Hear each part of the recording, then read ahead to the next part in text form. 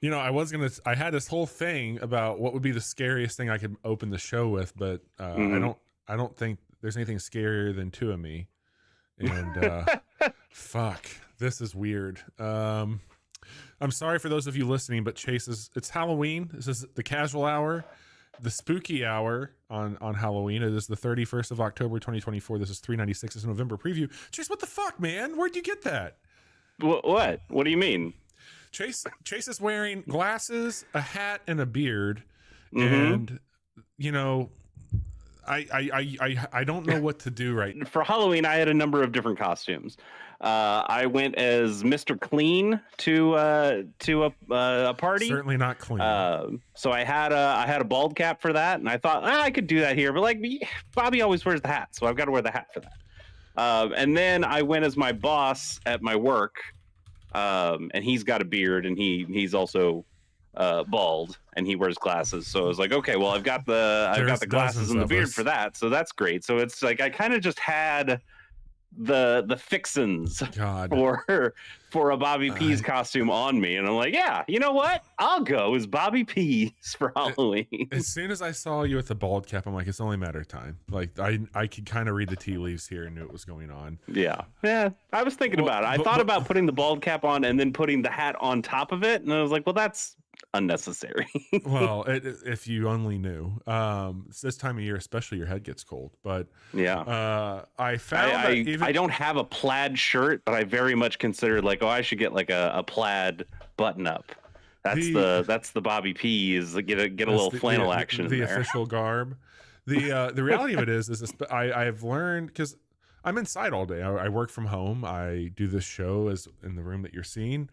But I have multiple lights above me, and I was like, I don't always need to wear a hat when I'm inside, but it really fucking shines with those lights.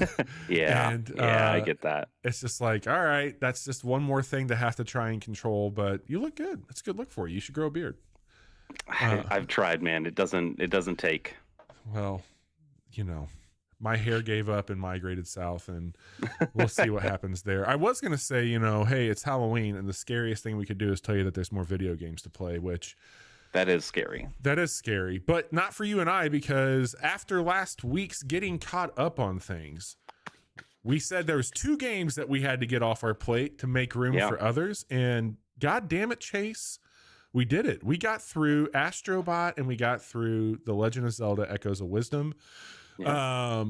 And I bonus game, I got through Oros on my iPad. So I finished 3 video games. Look at me.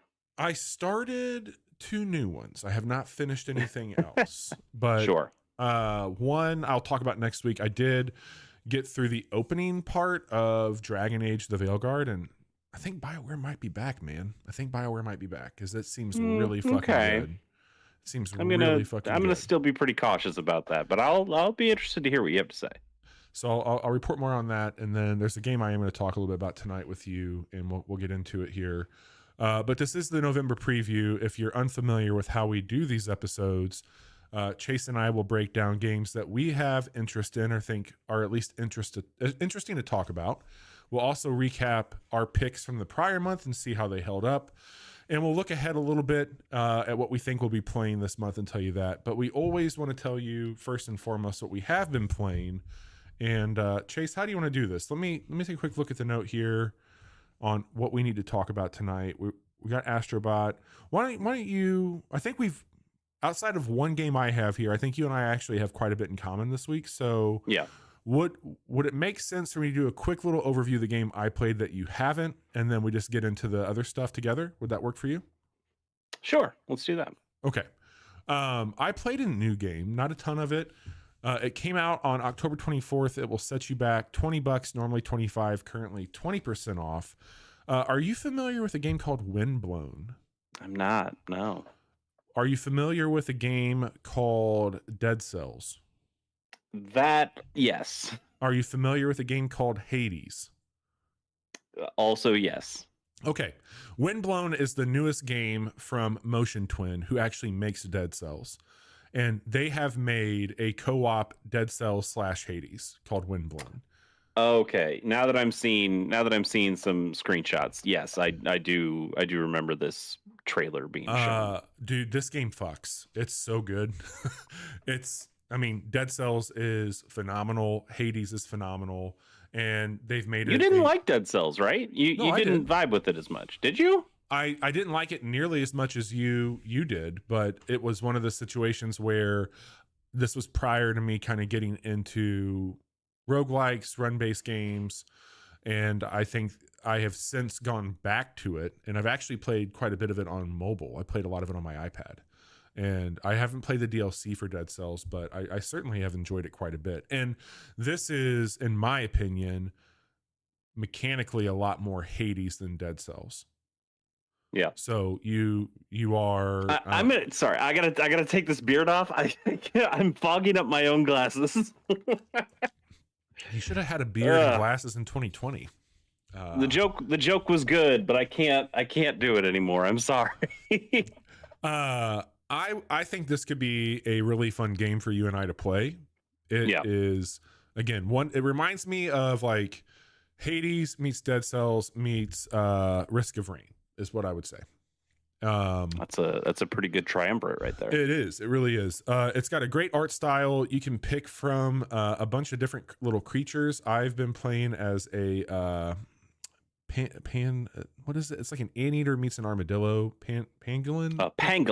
Pangolin. I'm playing as a pangolin. If you get it on early access, one of the characters that is available is a chameleon that looks really cool too.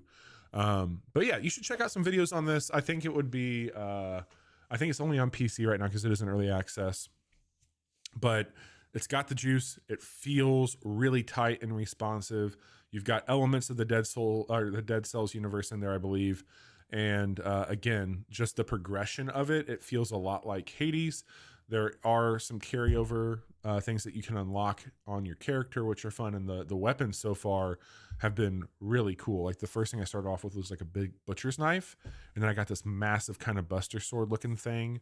I haven't played enough to know if there's a bunch of different variety of weapons like you would get in Dead Cells or into Hades. But I think watching some of the clips, I recognize some things that might feel that way. But sure, this thing is really cool. It's gotten some really good buzz in its early access, and if I'm not mistaken, I think Dead Cells was early access. I know Hades was for sure. Yes, Dead Cells was in early access for like a year plus, if not even multiple years.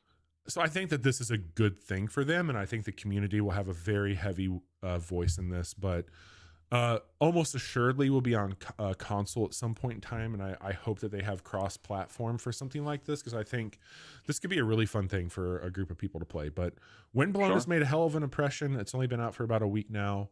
$20 on Steam, and I don't know if they have a roadmap listed anywhere here. Well, they do. They just kind of have like a what to expect for the game and what's to come, I believe. So you can get both this and Dead Cells for $40.48 if you choose to do so. And that's Windblown. I did mention that you and I have been playing Astro Bot and the Echoes of Wisdom, that we beat both of those. We've talked ad nauseum about both of those games. I didn't know if there's anything that you wanted to mention ahead of the big back side of the show today. Yeah, I mean, I think Zelda is certainly going to be something we'll talk more about, in a month or two. But I think Astro, I thought the last bits of Astro I thought were interesting enough that maybe we talk about it a bit. Sure. Like how have you found the end of that game? I think across the board for me, I think Astro Bot is one of the best modern platformers I've ever played. I think that is one of the most mechanically sound games. I think it's technically pretty flawless. I think it looks great. And I think the inventiveness that they brought into some of that near the end was pretty spectacular. Like even some of those like smaller end of level bosses were just really well designed and very, very big showpieces for the game. And I think that you can go down some pretty sick rabbit holes with this game on like what you would want to chase. I don't think platinum is too far out of reach on a game like this, but it is it's a longer game than I expected. And I think if you are trying to collect a lot of the pieces, I'm not going to say I was ready for it to wrap up. I think the only pressure I felt was given by myself on like trying to crunch here, but I think some of those levels were just really cool. I wish I had the affinity and love that they probably wanted somebody like me playing this game to have for all the Yeah. characters. But I certainly got a little joy when I saw characters I recognized. Or we've talked about this before, but it's a terrible game, but it's a really important one to me. I love Jumping Flash, and so to Yeah. get some of Jumping Flash in there was really cool for me. But what about you? Where did you land with this? So I mean, I also had a really good time with it, and I think I will look pretty fondly on it come Game of the Year time. I still have the same issues that I had from a um, like a thematic standpoint, and it's more on Sony than it is on Team Like Asobi. the Like Team your Asobi just made a great thing, but your what? issue is that they were propping up things that they don't care about anymore, technically. Yeah, yeah, basically that Mhm. it is like a hit of nostalgia for these people, but it's not, the way like Nintendo does it is, oh, we'll put some characters in Smash, either because they're characters from a game that is out right now, or maybe we're testing the waters. And I think Nintendo does a lot of testing the waters on, hey, we're gonna remake an old game, and then if people buy it, maybe we'll make a new game out of it. They've done that a number of times, and Sony has not done that. No. So it feels a little stolen valor, as we've talked about before, Yeah, to I get show that. off a Vib Ribbon, Yeah. knowing that they're not going to do anything more with Vib Ribbon, to show off some Jack and Daxter stuff, knowing that they're not going to go and get that team to make more Jack and Daxter. So that stuff is a little lame in my eyes, even if I think Team Asobi did a really great job with it, and it is really a love letter. It's just knowing that that love letter is never going to be answered that really bums me out. Yeah. From like a gameplay perspective, though, I think I had a really good time in the normal ass levels that are very exploratory, and you're going and you're finding the puzzle pieces and the bots, and just puzzling some stuff out, and having a good time, and there's no time limit or anything like that. The ones I liked a lot less are the kind of challenge missions that were, like the buttons, the circle, the X, cross, I'm sorry, cross, Yeah. triangle, and square, where they just be those bonus levels that you can get, and you don't have to beat them. They are completely optional, but I wanted to get all the bots, and so I did them, and those felt kind of like trapped somewhere, where this game did not launch with time trial stuff, which I know there's a big fan base out there that loves And the it's there Astrobot now. time trials. And it's out now. Yes. So Yeah. so those are out now, and those sickos have everything they want. But these levels play a lot like those time trial levels, but they're not timed. And and so it feels like they're kind of in that weird middle ground area where they want you to treat them like a time trial, but you're not actually getting the benefit or the reward of finishing it very quickly. And I just found them to not be all that fun. Well, And they sorry to cut you off, but they yeah, also yeah, go for it. don't have checkpointing in it. Like they are Right. you start over. They are I think the word that I would use for them, like they're not compared to other games. This is going to sound harsher than it is, but in the grand scheme of what Astrobot is, which is a very approachable platformer for multiple age ranges, this could be somebody's first video game. And I think that these levels are punitive is the word that I would use. Sure. In comparison, I'm sorry, in contrast to the rest of the game, they're punitive. But in comparison to something like Celeste Right. or Meat Boy, Super Meat, like no, they're not. Yeah, like the thing I thought of the most is the ROM hack Kaizo Mario levels. Sure. Now, like these are not nearly as mean spirited No. as those can be, but they certainly are challenging in a way that you are meant to die multiple times as you kind of trial and error some of these strategies as you go. I'm sure there are people out there who beat them the first try. Good for you. um but yeah, I just didn't find a lot of enjoyment out of them, and I probably should have just skipped them, but I was too I don't stubborn. especially at the end where you get like one final challenge, one that is incredibly long, still with no checkpoint, and was just a real piece of shit. I was shocked to have that final level be as difficult as it was, because by that point in time, to get to this area that Chase is talking about, it's not only that you have to have the bots, it's that you have to have all the puzzle pieces. And I think Yeah, those were even harder to find than the bots in the levels. And so it's like, okay, agreed. cool. I'm going to get 3 or 5 pieces for each level, and I'm going to construct this big monument. And then you get to it and you think that there'll be something really cool, but no, it is, you just unlocked the hardest level in the game. And on one hand, it's like, yeah, you found the toughest item in the levels to get. You've completed that, so you're probably invested and you want to see it through. But I think the payoff was fine, for somebody who's grown up in this era. Or, like, I liked who was there, but all in all, I walked away from that, and I think that is, I think that's one of the best games this year, easily for me. Like, Yeah, I don't, I like from a craft standpoint, yeah. absolutely. Yeah. Yeah. And I one of the things I'm going to be firing up tonight when you and I hang up, it just went live on PC 16 minutes ago. Um, the Monster Hunter Wilds demo came out a few days early on PlayStation due to their partnership there with Capcom.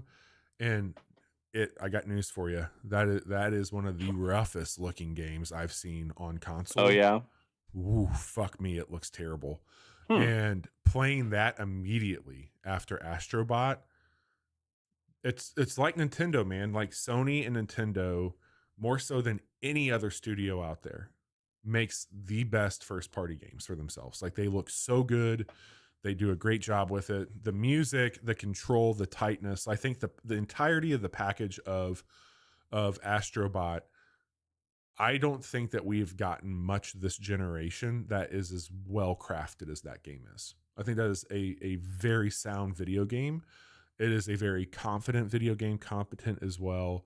And I think it hit when it needed to for me, because gesturing broadly, we're this is the last episode we're recording before the United States election, and that's been a fucking dumpster fire of a situation, and just industry layoffs and all this stuff. And I think that does come a bit ham-fisted with what you mentioned as well. Like, we're celebrating all this, and like I wrapped up Astro Bot, I believe, the same day that the Firewalk studio got laid off and shuttered there from Sony, and they completely hung up Concord.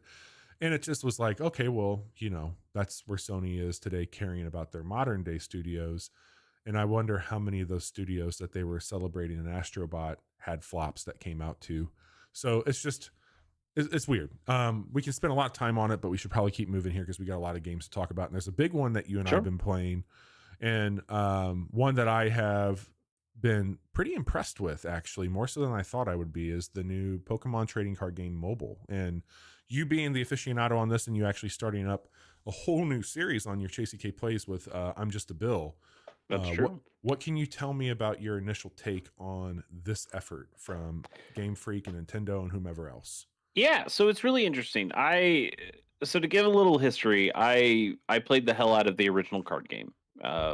Base set to Fossil and then Team Rocket, and then I kind of started to get out around the gym leader expansions.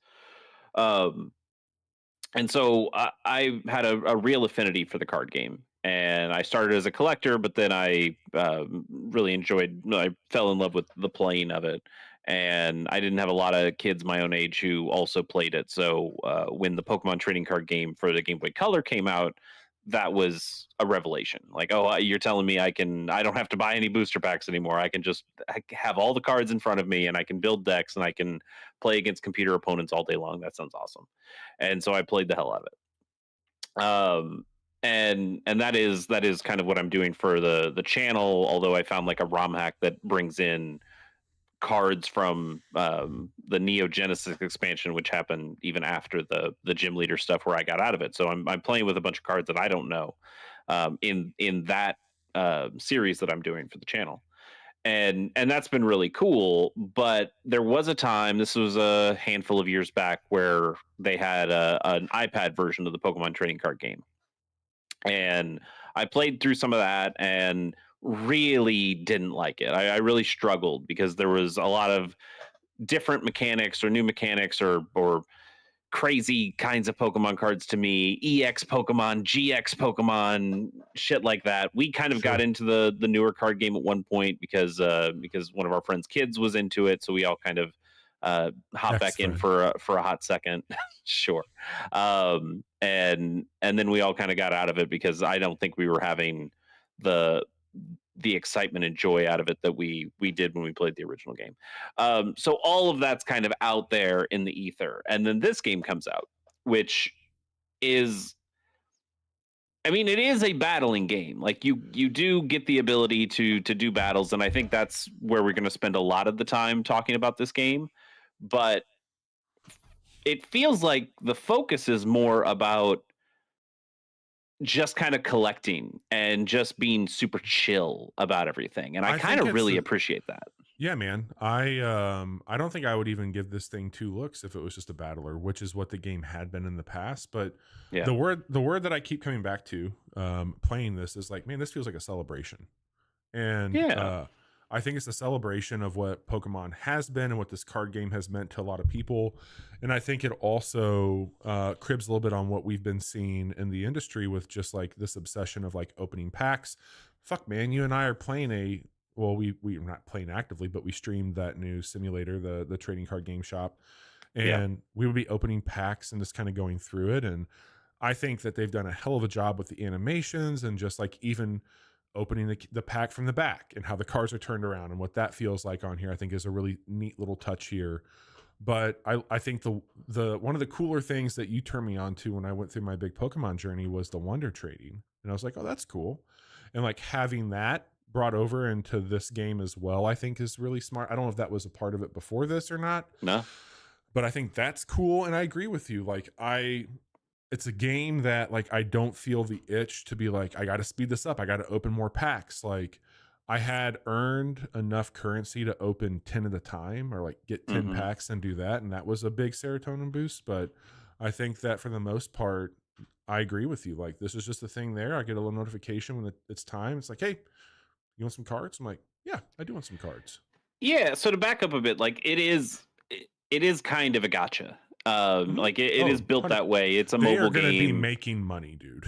Oh, absolutely. Yeah, like there is an in-game currency that Yeah. you can earn and use, or there's a different currency that you can buy, Yep. and you can use that currency to open more packs. But the pitch, the elevator pitch is we will give you 2 free packs of Pokemon cards every day.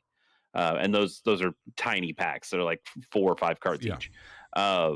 But we will give you 2 packs a day, and you can open these, and we'll give you a little notification on your phone, and you open them, you get the cards. We have like a big binder thing that shows your entire collection. You can get multiples of the same cards, and you can upgrade those cards with flair. So you can give them like a little So star pattern or some other you can crap like on it. present them and have them be kind of placards almost for you as an individual, which, you know, like you and I have already been passing some cards back and forth, and there's been a shit ton of people on threads who are doing the same thing. And I think Yeah. that that's a cool thing. Like I've like, fuck man, I think I sent you an Alakazam that you were into, and then you sent me a Yeah. really cool one. And I got some cool shit last night too, but it's neat. So even if you don't engage with the card battle stuff, it is just kind of fun to open up some cards, see some cool art, um, admire the cards, put them in like the custom display boards that you were talking about, show them off to friends, finding rare versions of cards, special treatments of cards. I haven't found one of the ones that they talked about in one of the trailers where it's like the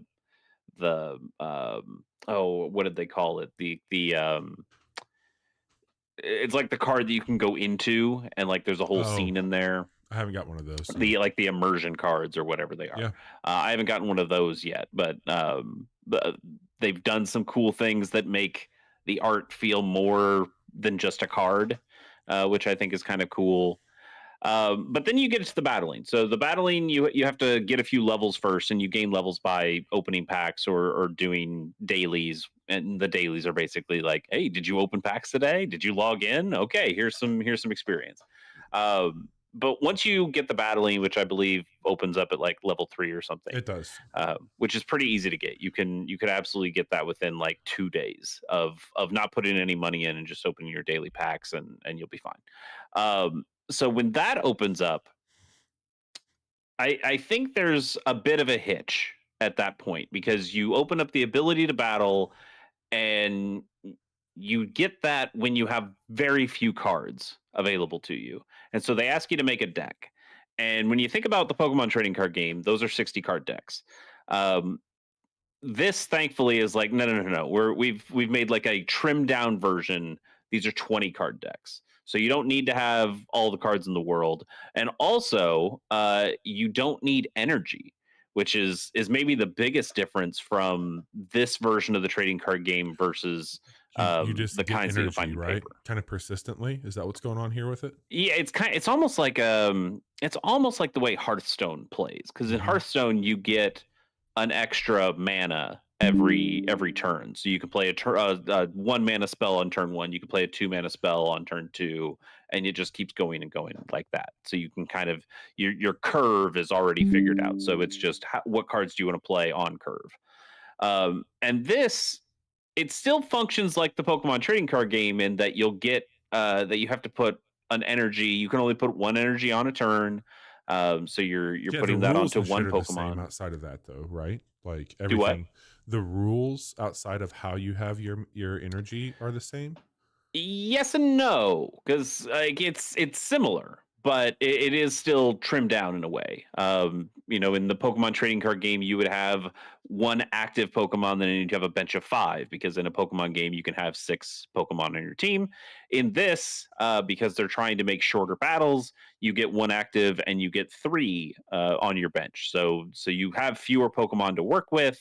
Um, the prize system, so in again in the normal card game you get 6 prize cards, and those kind of go off to the side, and if you knock a Pokemon out you get to select one of those cards and it goes into your hand.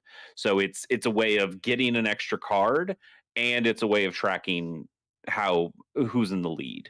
And in this game, you it's the first to 3 points, and when you knock out a Pokemon it's worth 1 point. You don't get an extra card for that. You don't have prize cards in that way. It's just a pip that lights up. And then there are some Pokemon like the EX versions that are worth 2 points if you knock them out, which is similar in the paper game. If you knock out one of those, you pick up 2 prize cards instead of just one. It's So there are a lot of similarities, but it's just like it's a little bit different, and it's all you to make it faster. well, no, the point I was going to bring up here is it's the Marvel snapification of Pokemon, Yeah, and that's not a bad I think thing that's for fair. me. I think like what I could understand why purist and enthusiast of the paper version would feel a way. Me, I've actually like cared more about battling. The last point I'll make on it, because I think we'll talk a little bit more about it, and I know we got the whole preview part. This to me seems like I know it's different studios. I know what I'm about to bring up is just not possible with who's making the game right now. This seems like you could have baked it in and revitalized Pokemon Go in a way by bringing these two together. Where if you do visit Pokestops or Pokemon Gems or whatever, maybe you get a like take some time off of your cooldown for opening packs. Maybe you could battle people in proximity that way. Maybe you could do like meetups and trades and stuff like that. Like maybe there was a higher like, hey, if you have a Pokemon in this gym for X amount of days, like you're getting credit for this game also. It seems like there's a way out there where they could have brought more life back to Pokemon Go now that we're away from the pandemic. Seemingly people are excited about this. Maybe there could have even been something where it's like, hey, if you capture this Pokemon, like maybe there's even a rare drop Pokemon in Pokemon Go where if you get this Pokemon, which has a very small RNG on it, it actually comes with its card, like a cool kind of EX type thing. Like they could have done some stuff to bring these worlds together in a really cool way on mobile, because that to me would have been like I would probably would have started playing Pokemon Go again, to be very honest with you, if they would Yeah. have enticed me there. I mean that's interesting, and they still could. I mean, there still could be, hey, we put some functionality that if you catch this Snorlax in Pokemon Go, you can unlock a special card for it in Trading Card Game Pocket. But I think I like how closed off it is. I Hmm. like that it's just this little thing I load up, I open my pack, I close it, and then I don't worry about it anymore. And I it's something I see with Gundam right now. They've tried to get big into the metaverse where they have like Oh their own God. big hub and fuck the metaverse, first of all, but like they are trying to smash everything together of like, okay, here's like a virtual store where you can go in and buy the model kits, and also here's like some art stuff that's over here in this gallery, and here's some stuff that you can do socially, and it's just like a big dumb hub that nobody uses because it's very inefficient to get to the things that you actually want. If you want to go to a store and buy some gunpla, the model kits, it's so much easier just to go to a fucking website. And so I worry a little bit about people, like the Pokemon company, trying to smash a bunch of stuff together and go like, oh well, what if there's Pokemon Go, and there's the cafe mix, and there's the card stuff, And the and what if we sleep. threw all that stuff together? I totally see the advantages of it. Would kind of be cool to have some cross promotion there. Nice little But ecosystem. I like that they're separated. I think that's it's also probably just keeps file sizes down, which is also nice. Well, I'm gonna keep playing it. We'll keep talking about it, but yeah. I've found the battling to be interesting in that, as somebody who still plays a lot of Magic the Gathering, which is a very complex card game, as somebody who is currently playing the Pokemon trading card game in a different era, a much Yeah. earlier era, um, and also playing this and all playing all of those simultaneously. It's very interesting to kind of compare and contrast those things as I play. And I think I'm going to continue to find time to play this. Especially here's maybe the most important thing. There's a solo version of like you Yeah. can That's what I've play been doing. against computer opponents in Yeah. this. It's There is pretty ways good to little AI. play online or friends, on the Pokemon trading card game Pocket. But the best thing for me is you don't have to. You can play against computer opponents. You can play against pre-made decks like that.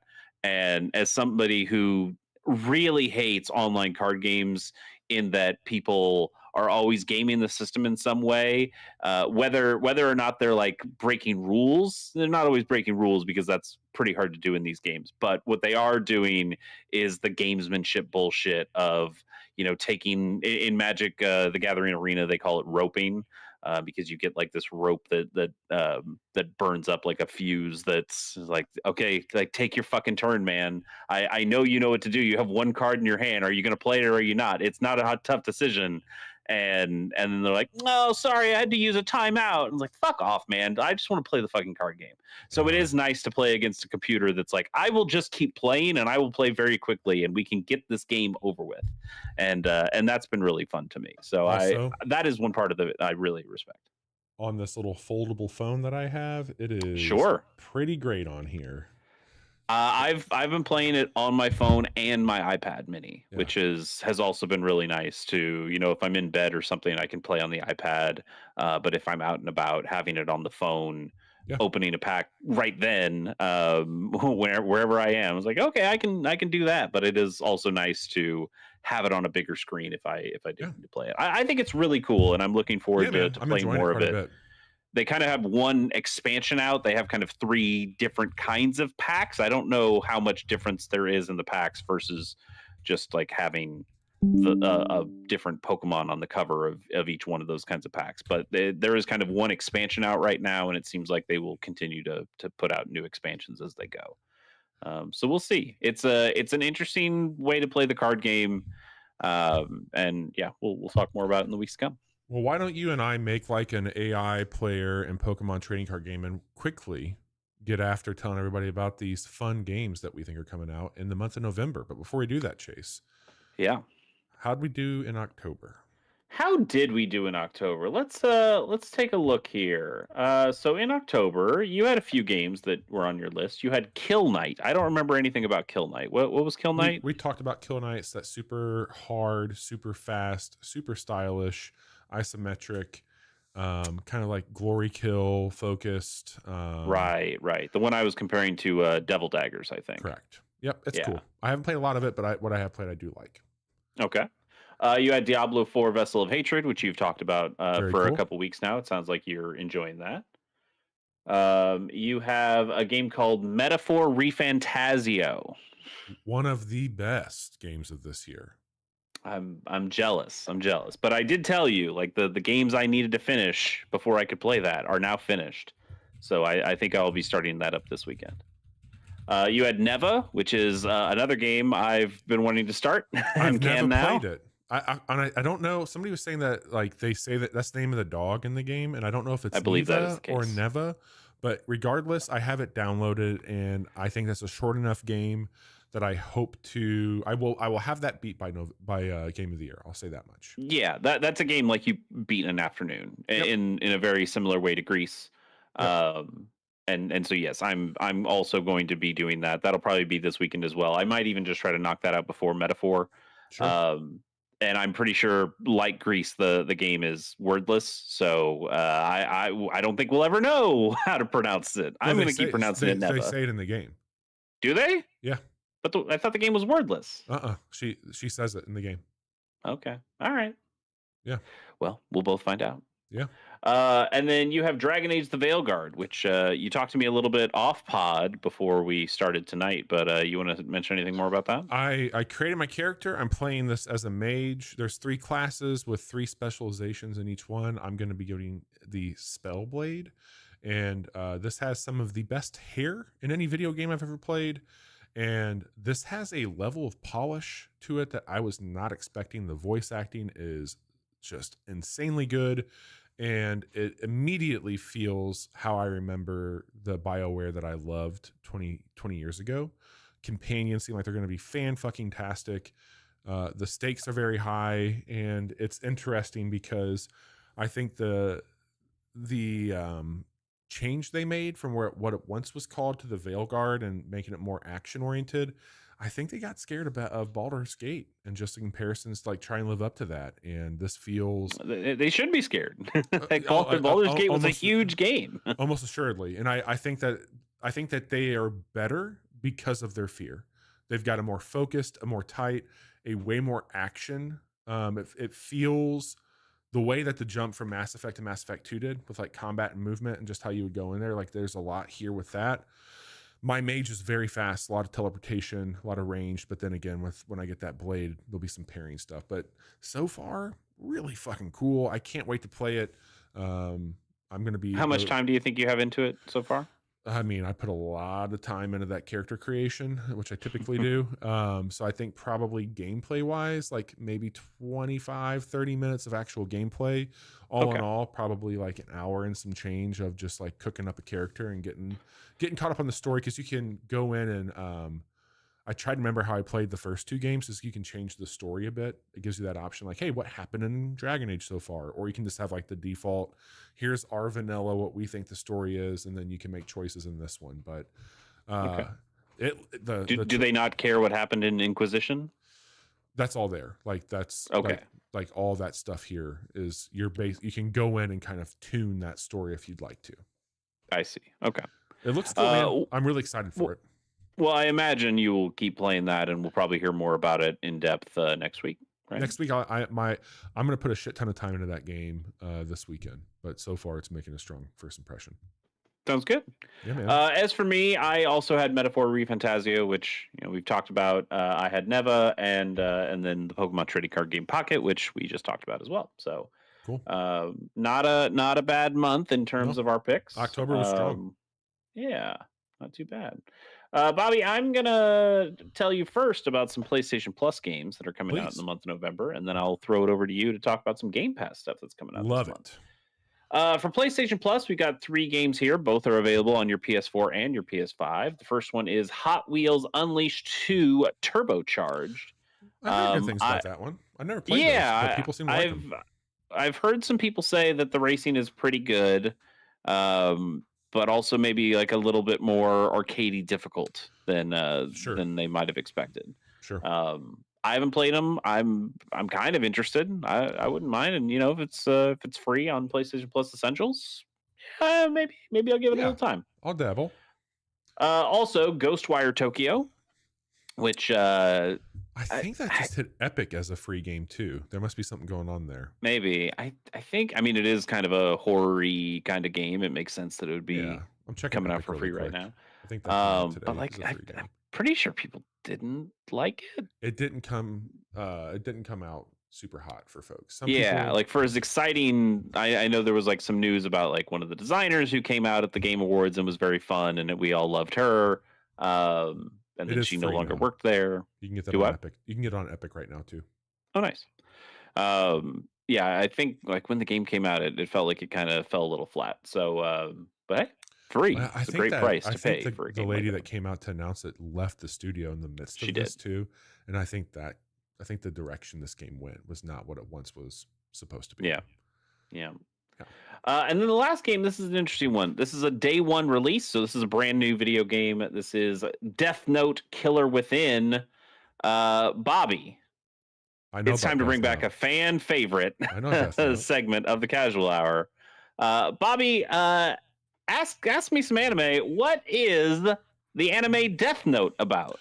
Death Note is about a high schooler who makes a deal with death and has a book that they put people's names in to kill them because they've slighted them in some way, shape, or form.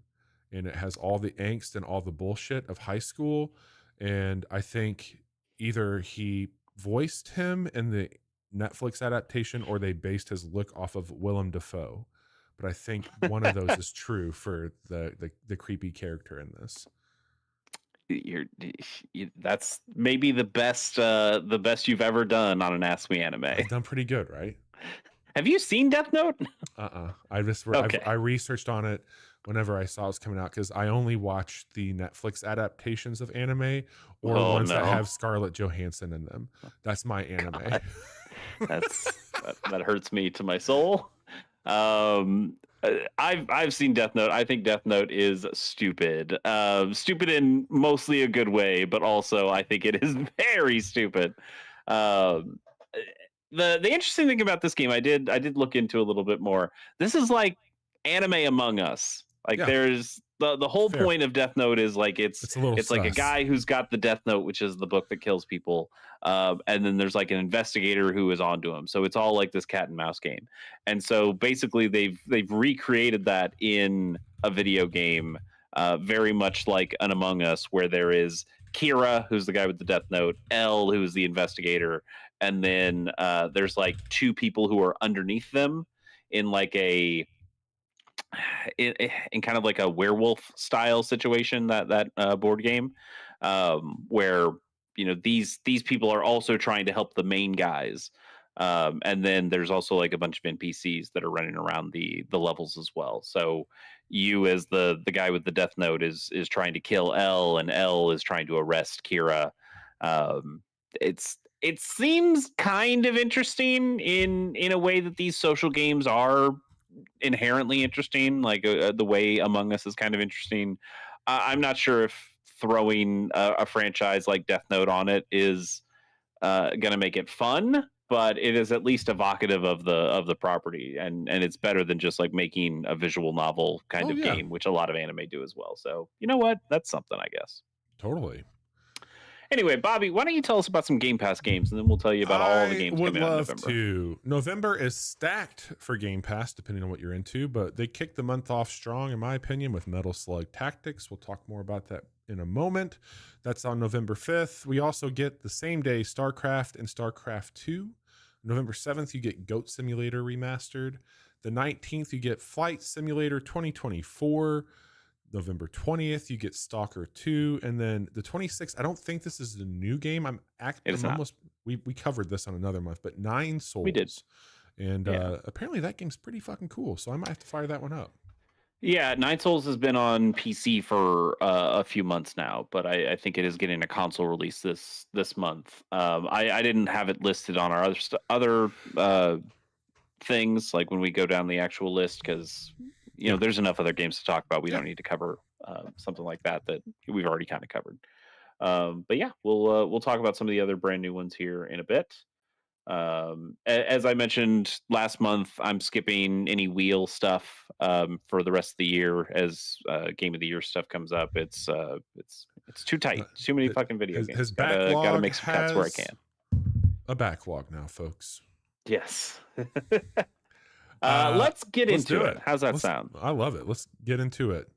All right, November 1st, tomorrow or yesterday, depending on when you are listening to this podcast. Farmagia? Yeah. Farmagia? Yeah. Yeah, Farmagia. I think it's Farmagia. It's coming to PC, Switch, and PS5. We saw this. Where did we see this? Was this a Nintendo Direct? I I think certainly hope like not, an because they Indie might have to World sue or somebody. something. Yeah. Uh, this would probably be a lot more interesting if Pal World wasn't already a thing. Don't you think? Yes, 100%. Like, I think that there's room at the table for a lot of these, but you're actually growing your pals here, or whatever they call them on this. Which I'm and it kind of reminds me a little bit of the Warrior games too. I can see that. Yeah, like it's a much more like actiony, and you Yeah. have these big groups. It's almost like some, I wouldn't call it real time strategy, but the idea of you controlling big groups of monsters at one time does kind of call back to some of those a little bit. It's interesting. I think the look is kind of bland. It's like a mobile game. It looks like a mobile game. Like yeah, especially when you get into like the farming stuff, and it's the same kind of Harvest Moon style. Here's a bunch of square plots, and I don't know. But you know, it's a Pokemon alike, but with trying something a little bit different, but also something a little similar to a game like Power World. Yeah, it's out We'll there. see. On the 5th, we mentioned a couple ones, but the first game I want to talk about is Metal Slug Tactics. We've been waiting months, years. Definitely over a year. It's So been long. months since we played the demo. Yes, absolutely. So finally coming out, PC, Switch, PS4, PS5, Xbox One, Xbox Series X, and as Bobby mentioned, also on Game Pass. Is this on mobile too, or not on mobile? No, not on mobile. Okay. I mean, Switch is mobile wherever you go. Yeah. And it's on PC. You can play it on a Steam Deck. Same thing. You I didn't know it was like a go Netflix, wherever the hell you want. Netflix type thing. I didn't know if it was that or not. No. Thankfully, this is not a Netflix game. That would make me so very sad. Yeah, we're just excited. I'm ready. This looks great. I think we'll probably play this on Monday. Okay, I believe that. Yeah, that seems like a good Monday game that will. Not next Monday. It won't be out yet, but for Mondays, yes. Yeah. I think that'd be a great one. So pretty excited about that. Totally. On the 6th, Mind Over Magnet comes to PC. So, Bobby, do you know anything about Mind Over Magnet? I don't. Okay, so I know quite a bit, but that's because I also follow the YouTube channel Game Maker's Toolkit, which I think does some fantastic videos about video game design.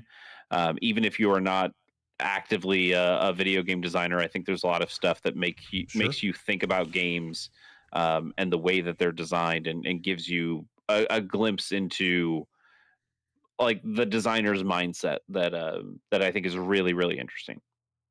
And the guy who runs it, Mark Brown, has started a series a while ago called Developing, where he learned how to make his own video game. And this is that video game that he's been working on. So we've gotten to see this whole series of videos about everything that has gone into this, from picking a game engine to how to do the art to the marketing stuff that's gone into it, and how making a vertical slice for a demo works, like all of the nitty gritty stuff, as well as the whole building of the game. And it's been really cool to see. Nice. I think looking at the video game itself, you go like, I don't know, it looks like kind of a whatever puzzly platformy kind of game. It's probably fine. But having for me, it's pretty cool as somebody who has all that prior knowledge and has seen it from its infancy to now.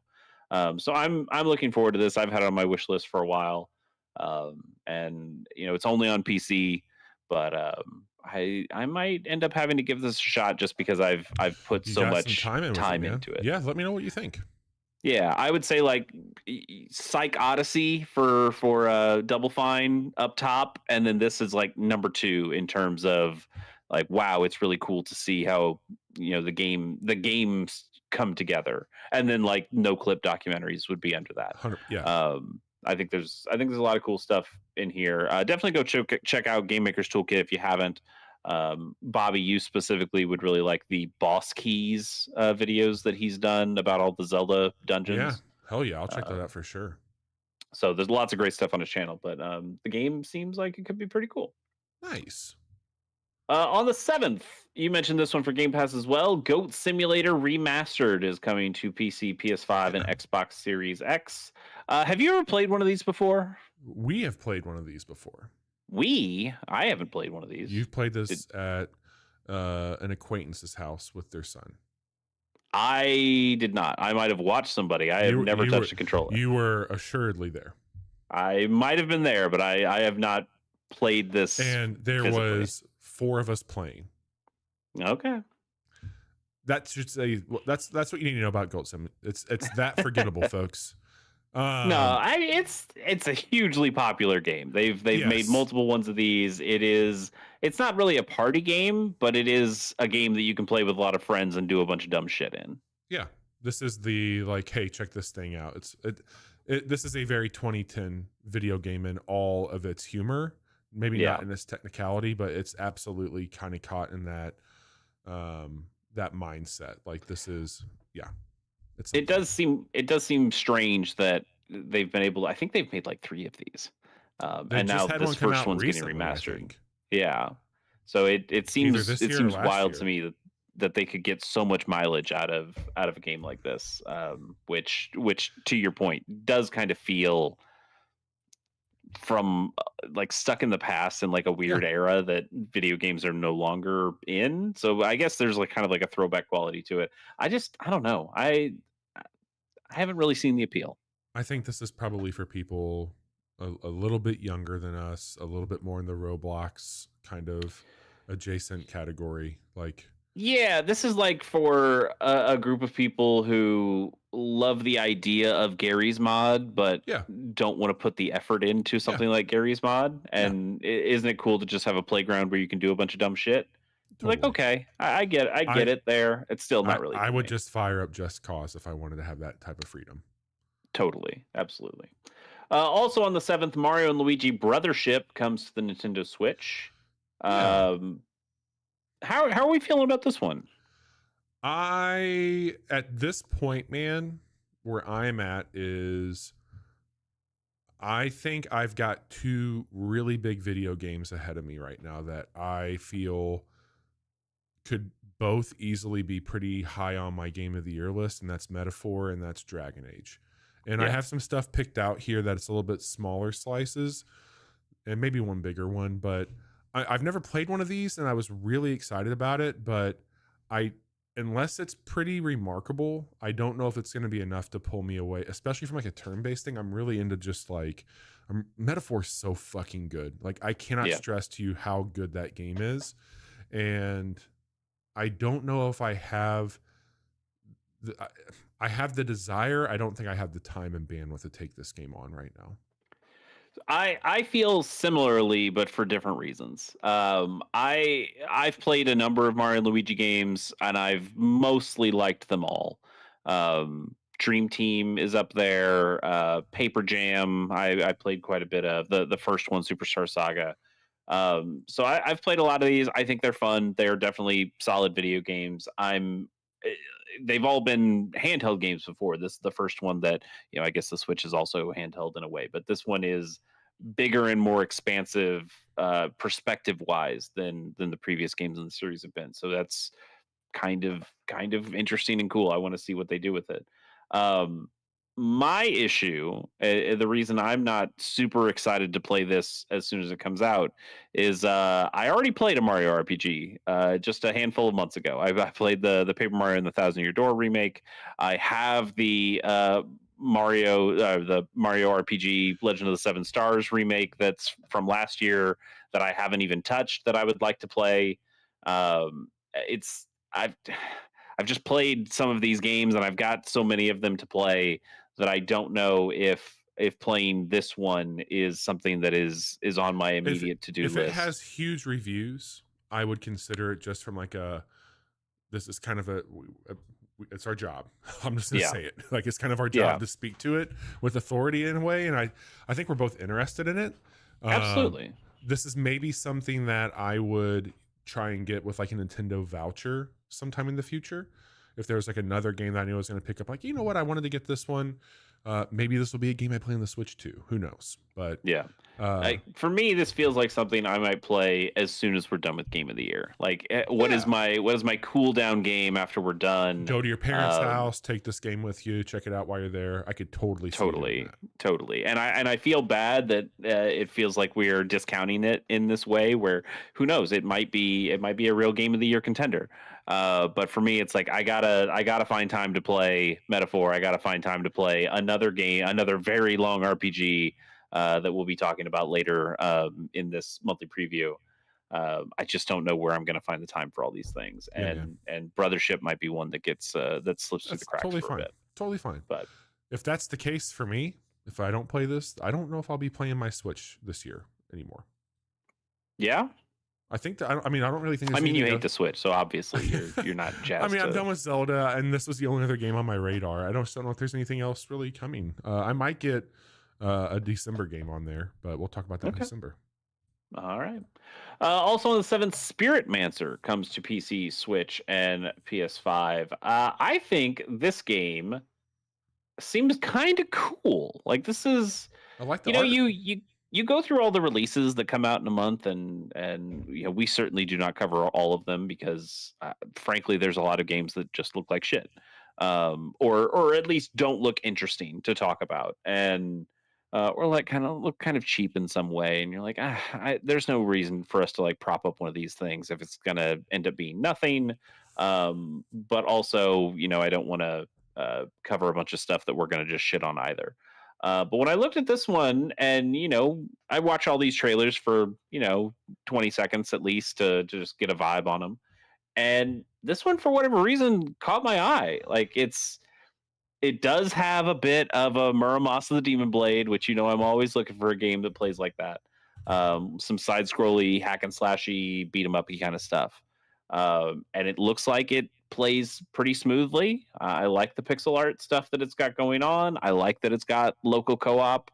And then they also throw in like, oh, by the way, there's a card game in here too. And it doesn't seem like there's actually really a card game. There are cards, but it seems like it's more about summons. Like there's enemies and different things that you can summon with the cards. And the cards are basically just like a way to capture those enemies once you've defeated them or something.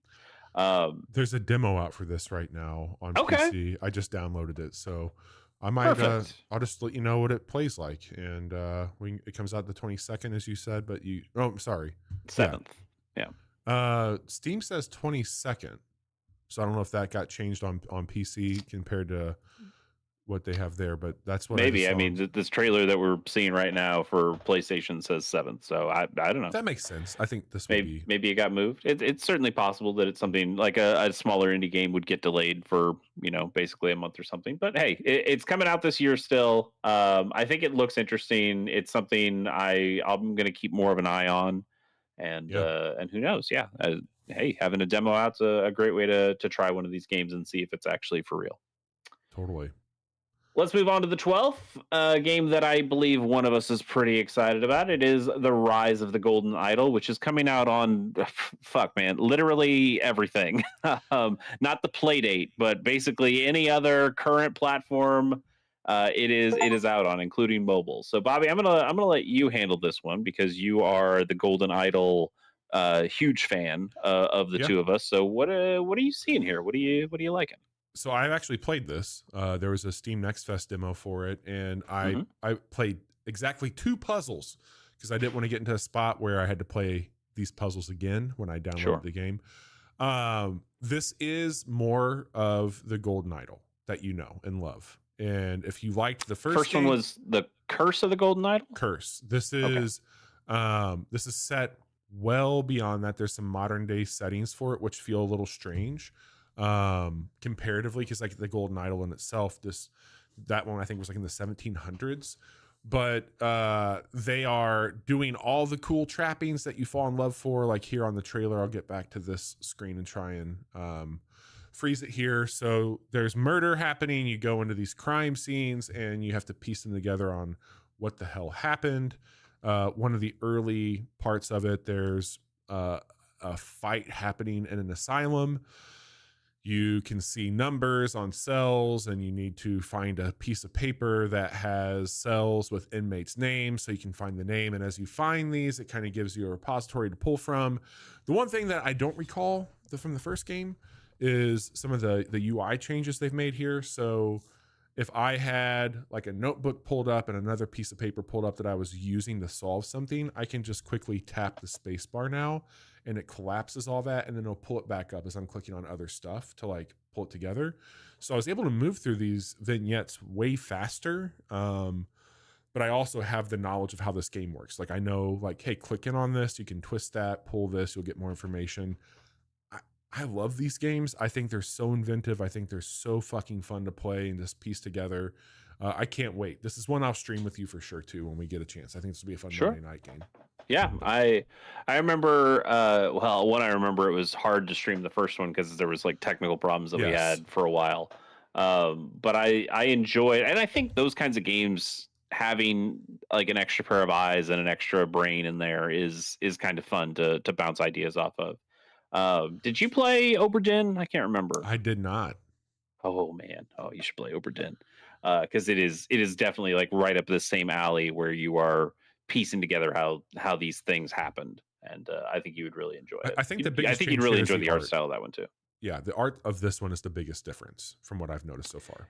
Yeah, like the first one was like a little bit more like the Super Brothers Sword and Sorcery kind of elongated pixels in some way, and this one is very much not pixels at all, like very much more hand painted, hand drawn kind of look to it. Yeah, man, it's fun. Also on the 12th, Tetris Forever comes to PC, Switch, PS4, PS5, Xbox One, and Xbox Series X. This is a collection of 15 different Tetris games. Some that are really cool that they're being included, and some you're like, okay, I'll probably never play that, but it's there. Hatris is there if you want to play Hatris.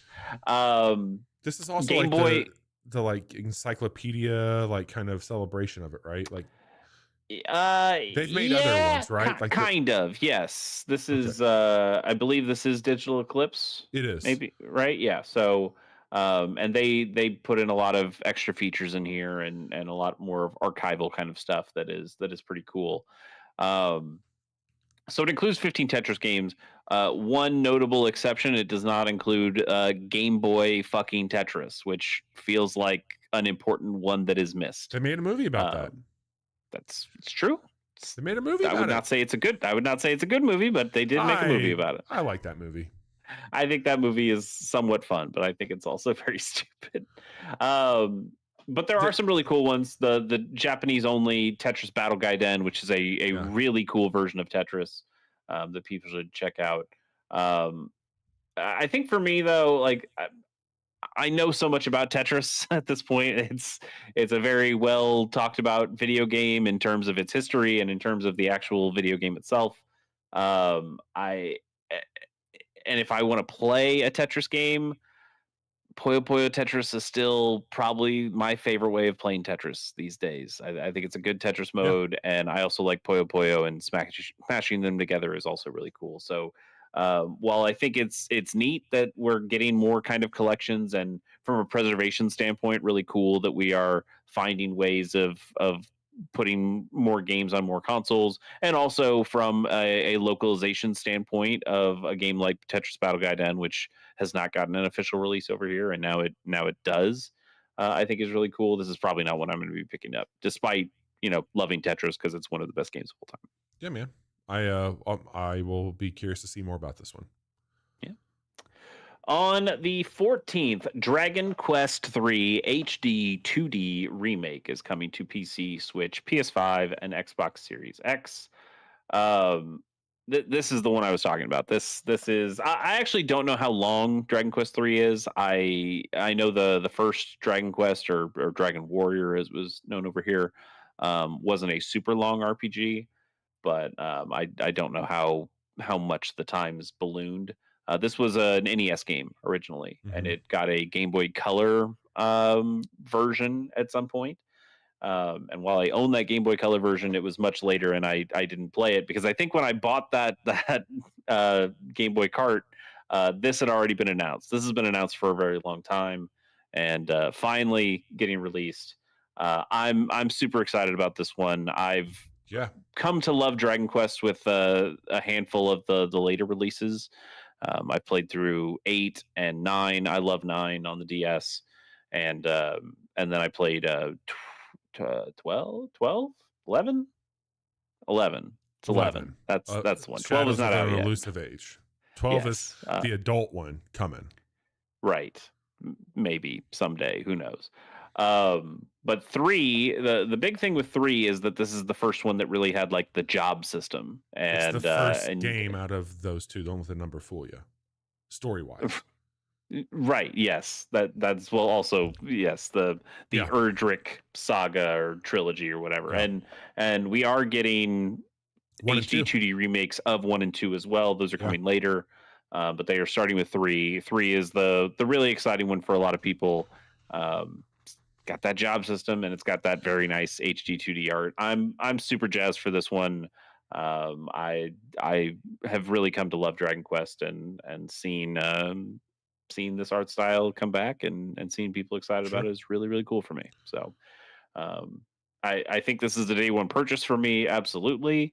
I imagine I will still be playing Metaphor as this game comes out, so I don't know if I'll be playing it day one, but Now that's a job system, my friend. yeah, I think it'll be really interesting to compare and contrast the Yeah. way the job systems work Sure. in both of those games. So that'll be cool. Sure. Also on the 14th, Lego Horizon Adventures is coming to PC, Switch, and PS5. I still think this is crazy that this is one being made at all. What the fuck are we doing with Legos now? There's a fucking Pharrell movie that's got a Martin Luther King Lego minifigure guy in it. This is weird. Why are we doing this? Look, I'm happy people will get this. Is probably really fun. I don't think you know how much I love Horizon. yeah, I could see myself if Sarah wanted to play this or if my nephews wanted to play it, I would pick it up and play with them. But I just got it came out today. The $10 upgrade for what's actually being billed as way more of a remastering than a remake. other way around. A remake than a remaster for Horizon Zero Dawn. I'd probably fire that up before I do this one. Yeah. I don't know in terms of playability. I've played some Lego games in the past, but I haven't played one for a while, so I don't know how much more they've added mechanically to these things. I played Lego games before they could talk, you know? Yeah. And now they talk all the time. And so it's a So much do, different so thing. do Palicos. That's also true. They won't shut up. Yeah. It's wild that this is coming to the Switch, right? Like, not necessarily. I think that Legos, if it's a Lego game, I just assume it's going to be on the Switch. And I think that this is. But like Horizon is not something that's on the Switch. No, Nintendo players have never played a Horizon game before. Because the Switch would cease to exist if it tried to play that game. It would die. Yeah, probably. But I think that this is, they know their audience, and I think this is Sony. If I have to be political with it, in the grand scheme of everything that happened with Court, with Microsoft, and Microsoft saying, hey, we'll put our shit anywhere, I think this is Sony probably trying to make good on, hey, we're not all that bad either.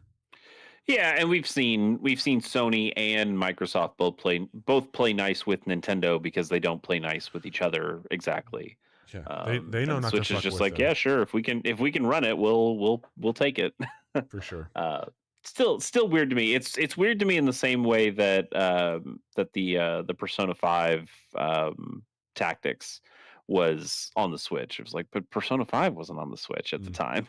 Like Fair. it's weird. These characters, like you're just expecting Switch owners to either have the other console already and have played that game, or to just understand what you're talking about. I don't know. Yeah, it's odd. Just odd to me. Odd. Also, something that is odd to me on the 15th, Funko Fusion is coming to the Nintendo Switch and the PS4. Totally. Um, We don't need to spend a lot of time on that one. That one sucks. yeah, I, I was seeing people say good things about it, and I'm like, that can't be true. I just like I'm looking at this trailer and go, this looks like forget about like the marketing bullshit and the like hey Funkos, whatever you think about the art style of them. I don't personally like the art style of them. um I'm not seeing anything here from a gameplay perspective that makes me go like, wow, they're really doing something here. It all just looks kind of generic-y third person action stuff. Yeah, it's Funko. I don't get it. I don't get it. It'll sell like hotcakes too. Almost assuredly. Yeah. Yeah, let's just move on. On the 19th is Microsoft Flight Simulator 2024 coming to PC, Xbox Series X, and Game Pass. These games are cool. They're so fucking cool, man. And there's part of me that I think my lizard brain factory lover and just all that would probably go kind of ape shit if I lit it. I've got the HOTAS in the closet right over here. I've not used it in years. This is going to be on Game Pass. There's really no excuse for me not to try it, other than I just don't know if I have the time right now or the bandwidth, literally and figuratively, to play this thing. I'm just glad these are being made again. Yeah, like we had a really large gap when Microsoft Flight Simulator just wasn't a thing. And now that it's back, I'm glad it wasn't just a one-time thing, that they're giving like yearly updates and they're adding more stuff in here. And people really like what they're doing right now with it too. Yeah, absolutely. And it's cool. It's just cool that these things are being made, and that excites me, even if I'm not going to play this myself. Totally. Also on the 19th, Stray comes to the Nintendo Switch. This is the port of the 2022 game, the cat. One of the best games of 2022. As Bobby Pease has said, that is a thing that gets mentioned. I should probably play that one day. It won't be this year. It's so good. I know it won't be this year, but now that it's on the Switch, I have one less excuse to use against Bobby. And then lastly here, on the 20th, Stalker 2 Heart of Chernobyl comes to PC, Xbox Series X, and Game Pass. Bobby, what do you know about the Stalker series? Have you ever played one of these? I haven't. I am going to throw as much into this one as I can, though, purely because this is a Ukrainian-based studio that literally stopped production due to war. I think somebody on the team might have actually gone to war, if I'm not mistaken. And I know people who played Stalker really like it, and I think that there's some cool stuff, like them surviving a terrible war aside. I think the game actually looks cool, and I might really like it. It could be too fucked up and freaky and weird. It might not be my thing, but I like the ideas that they have for this world, the environment where it's at. It seems kind of fucking cool. Yeah, I could be wrong, but I feel like I remember seeing stuff about the first Stalker like all the way back on like the 1UP show, like back when I was in college. Dude, so this is the first one is old. Like I'll pull that up while you're talking. Like I think it's like original Xbox time, when the first Stalker came out. And the things I do kind of remember about Stalker is that it's like a very systems heavy survival type game. Yep. Like, yes, it's a first person shooter, but it is not necessarily a game about shooting. It is a game about surviving and living through these things. Fuck, this came out March 20th, 2007. Almost 20 years ago. That's a long time. And so, I know this says Stalker 2, but they've made other Stalker games and like side story stuff that is either been built on that previous engine or other things with it. I guess I always get it mixed up with Metro, which is a very similar, like, Eastern European apocalyptic radiation kind of shit going on. Although I think Metro is much more into the fantastical of like you'll get like irradiated beasts and things like that. Where Stalker is I'm not going to say it's like hard nonfiction kind of shit. Like I don't think all of it's necessarily like it's not like real events, but I think it is still grounded in reality in a way, or at least much more than a Metro is. But yeah, I'll be interested to hear your thoughts on Stalker. I one thing I did want to mention, I think this trailer is really cool in that it features a lot of first person gameplay with a guy with a gun and 0 shots fired in the entire trailer, which I know I mentioned that Stalker is a game that's not necessarily about shooting, but you would think you would put the shooting stuff at least in a trailer, and I think it's really ballsy to hold off on that, and it makes me more interested in the game for them marketing in that way. I think that's cool. Absolutely.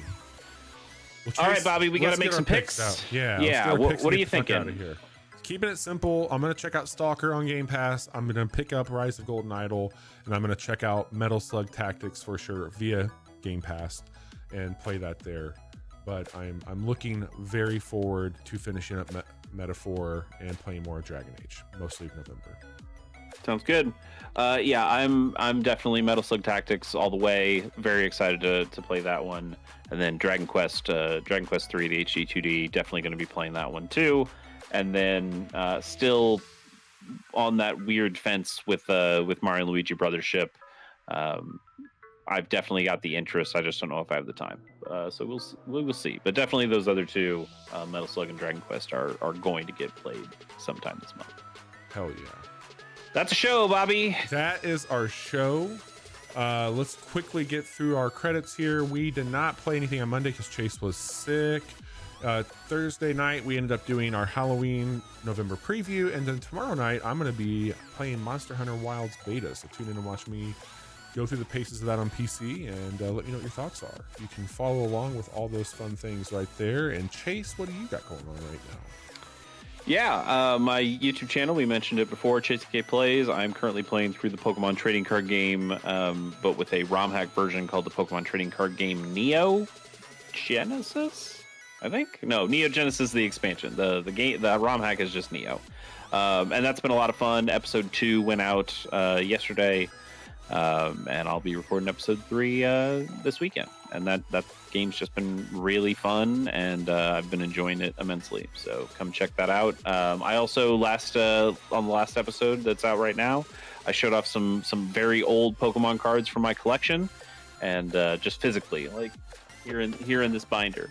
So go check that out. There are some cool ones in there, and I'll probably page that binder more as the series continues on. Also, big news for Pilot Program, the podcast I do with my good friend Pierce Corshane, and good friend of this show, Pierce Corshane. We're back. We're going to be back. We're recording next week, our newest episode. It'll be out probably the following week. Really excited to get back to that. I don't believe we've announced what the show. No, we did. We announced it on the last episode. We're going to be watching You're the Worst, which is one of my top 5 television shows of all time. Pierce has not watched it before.